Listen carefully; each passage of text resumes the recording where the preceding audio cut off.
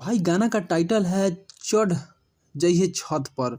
वही बात करें ना, सिंगर का तो आशीष यादव और शिल्पी राज इस गाना को गाई है। इस गाना पे अभी तक व्यू आया है भाई 7 मिलियन। 7 मिलियन व्यू आया है इस गाना पे। HD क्वालिटी में भाई वीडियो रिलीज है। बात करें फीट का तो इसमें नेहा सिंह फीट की है। आशीष यादव का सॉन्ग में नेहा सिंह फीट की है। तो इस सॉन्ग को अगर आप नहीं देखे होंगे ना तो जाकर देखें। एक लवर से कैसे मिलता है, किस एक्शन में मिलता है, किस तरह मिलता है, कितने प्रॉब्लम को फेस करना पड़ता है, इस वीडियो में दिखाया गया है। तो ये लोग बात में बोल रहे हैं कि चढ़ जाइए छत पे, यानी नीचे से रहेंगे तुम छत पे चढ़ जाना मिल लेना। तो भाई ज़्यादा डिटेल नहीं बता पाएंगे क्योंकि आप पूरा डिटेल हम बता ही देंगे तो आप लोग को बाकी क्या रहे। इसलिए भाई आप जाएँ, गाना को देखें चढ़ जाइए छत पर और गाना को सुने, फुल इंजॉय करें।